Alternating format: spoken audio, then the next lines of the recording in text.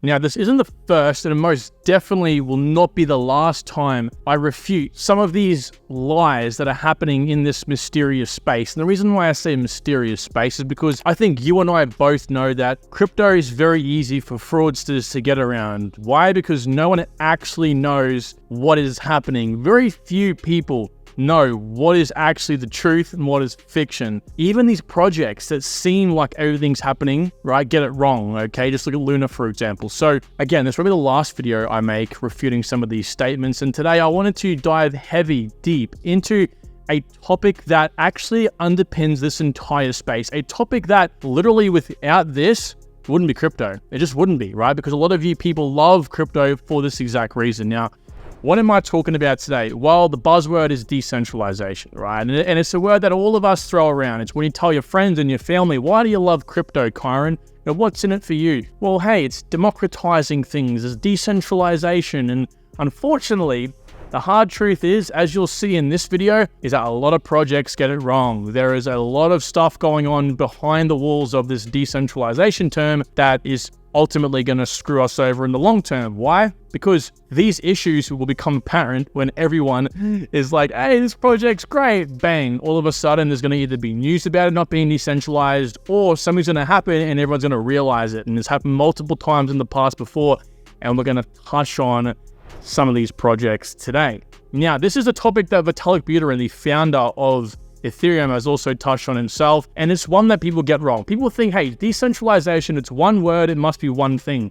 Decentralization is not one thing, okay? It's multifaceted, meaning there's multiple different aspects to it, okay? And so what I have boiled down, my interpretation of decentralization at least, is consensus, geography, and capital. These three things make up the term decentralization, and I've tried to make this video as entertaining as possible because, again, I think even the most degen of degen, someone who just comes in crypto, throws money into Shiba Rocket meme coin, and then leaves, right? Tries to make some money and leaves. That's it. You need to understand this too, mark my words, because I think this is going to become a very big issue very soon, right? So what does a fully decentralized network look like? Well, I've stolen this chart you can see over here to the left from Anderson Horowitz. I've got a few videos talking about layers, stacks, and what cryptocurrency essentially is. And in my opinion, what we're talking about today is the most important. It's these bottom layers. Layer 0, which is the hardware and networking stage, and layer 1 being part of the consensus process. If you don't get this right, if the altcoin doesn't get this right,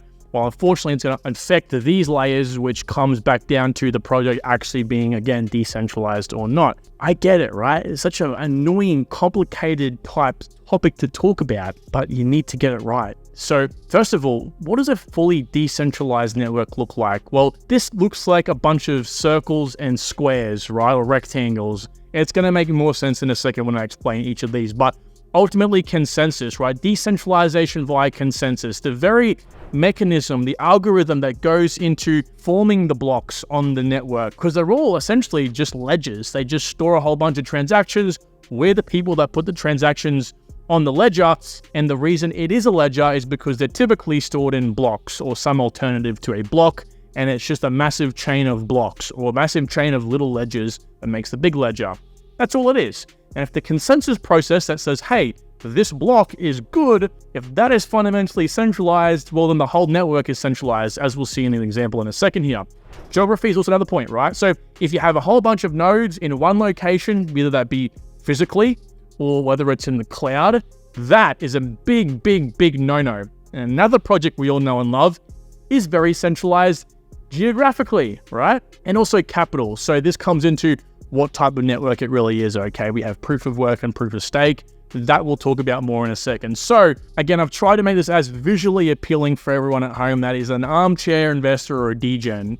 Now, all of these I rank equally. They're all 33% issues because ultimately, if one is flawed, a lot of them do degrade because of it, okay? So first of all is consensus. What is the consensus mechanism that is used by the network? Is it proof of work, proof of stake, proof of authority, proof of history? Now, the latter two, most of you guys won't know, but a lot of you will know the top two, okay? Proof of work and proof of stake. Now, you have many variations, as we'll touch on in a second. So what is the exact type of consensus mechanism? This will really determine what we say and score it here, right? So we have a regular and capped type of proof of work network. Regular is like Bitcoin. Capped is like Flux. Now, I would argue that A capped proof of work network like Flux is fine, meaning that centralization typically is going to be a lot less than a regular type like Bitcoin, aka it's just more decentralized, right? We can get into the reasons why later on, but this is not really the type of video for that. But the other side of this, the stake here is essentially proof of stake, right? So we have regular, pure, delegated, Ouroboros. There's a whole heap of other variations as well, but this is regulars like Ethereum, pure is Algorand, delegated is Tron, Ouroboros is Cardano. Again, there's a million other variations and a million other networks out there using different types of those sort of fundamental algorithms, okay? We also have proof of authority like VeChain, proof of history like Solana. It does depend, right? But most of the time, proof of authority and proof of history fall under proof of stake, but they're slightly different. All that we're looking for here is that, hey, is the very thing that, again, creates the blocks, is that proves the blocks before it gets sent out to the network for everyone to confirm, is that flawed? And unfortunately, for the most part in Bitcoin, it is. Unfortunately, for the most part in a regular proof of stake network, it is. Even delegated proof of stake, it is. Proof of authority, it is. You have to be very, very aware of this, right? Pure proof of stake, like in Algorand's case, and I believe in the variation that Multiverse X created as well, it is not centralized, very decentralized in those networks. This is something you have to have a look at, okay?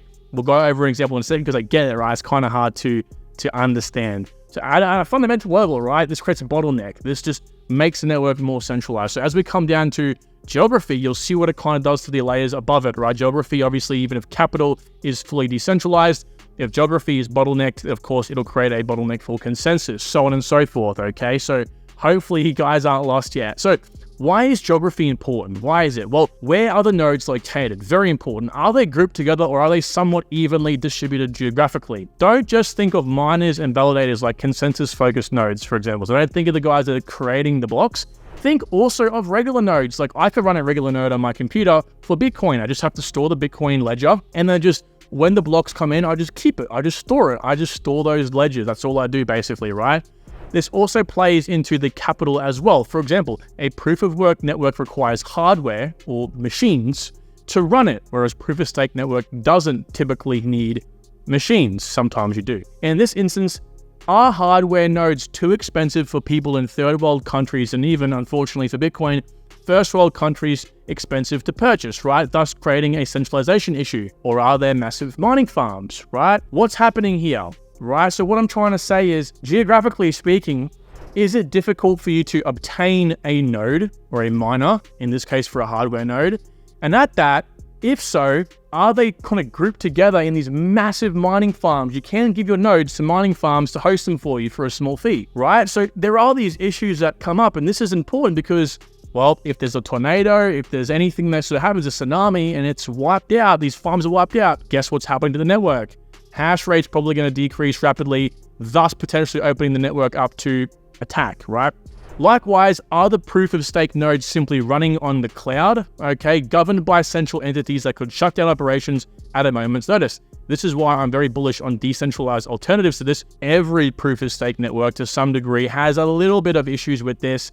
Again, a lot of this is distributed, but we can look at an example in a second with Ethereum. Ethereum is, and Solana as well, extremely centralized in this point. While everyone is out there, I might run a node on a cloud and you might run a node on a cloud, but fundamentally, if they're all running on the same cloud, what's stopping someone like Amazon Web Services from saying, hey, well, the US government said shut down all crypto operations, bang, there goes half the network. It's scary stuff. So geography isn't just physical geography like a mining farm, for example, it's also web-based as well. So very big issue there. And the last one is capital, okay? So how do you participate in the network? Now, again, this does affect the upper two layers of the consensus or decentralization stack as well. Every node requires some capital input, okay? Every network rather requires some capital input. So you have proof of work. So the process here is you get the capital, you have $100,000, you buy $100,000 worth of hardware, you might be able to buy like 5-6 machines. Then you have to also pay for electricity, maintenance, so on and so forth. Now, proof of stake, if you decide to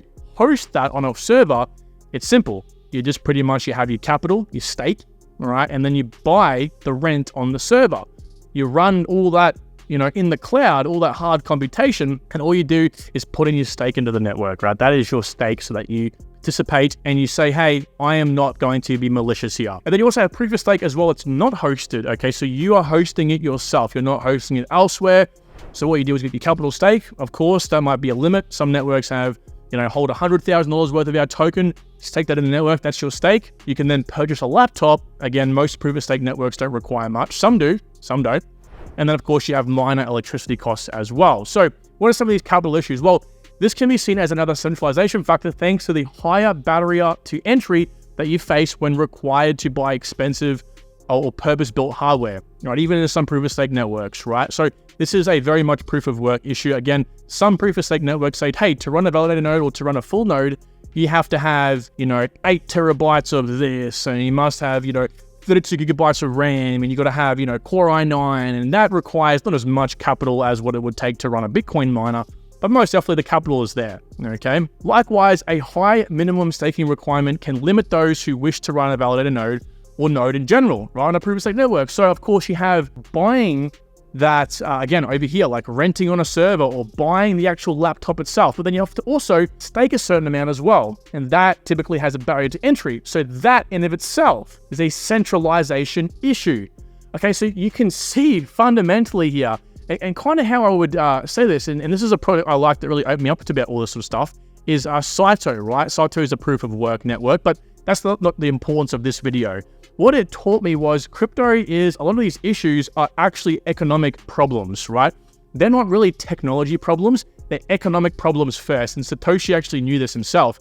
So what we're fundamentally solving here is an economics problem, right? Barriers to entry because of capital, right? We're also looking at geography, right? Based on how easy is it for people to accumulate these nodes and whether they naturally pool, right? Whether the resources pool together, and consensus, right? This is, again, how these networks come to form agreement on the transactions. If that fundamentally is flawed, everything's flawed. If the capital is flawed, everything's flawed, right? Or at least everything is degraded slightly because of that. As we can see here, everything is slightly less, streamlined or fluid. Now, some examples in the proof of work, as you guys are going to know, I'm just going to immediately jump over here to Bitcoin, right? So Bitcoin in the consensus. Bitcoin is fundamentally flawed. Right now, 54% of the network is controlled, right? There's 2 mining pools. Again, we are, of course, we are limiting ourselves over here to not deployment, capital, right? It all comes down to capital at the end of the day, and this kind of like falls up the line, right? Up the chain. So if you search up 51% attack and read like a little bit about it, something hard to read about, you will see why having 54% of the network in control of Foundry and Endpool is absolutely horrifying, okay? Yes, a lot of these are pools, therefore people like you and I just, again, go and give our hash rate or our machines that we buy to these companies, but technically I believe that they still own the hardware, therefore they can still attack the network. If they control this much of the network, they can then take it down, double spend, whatever they want to do, right? They can fork the chain. So, also it is centralized via geography. Well, somewhat, right? Miners, for example, there's 2 again. Miners who create the blocks, nodes who just store all of the data, all of the transaction history, right?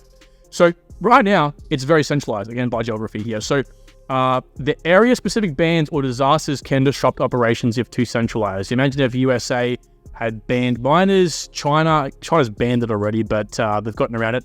Let's say they crack the hammer and things come down harsher.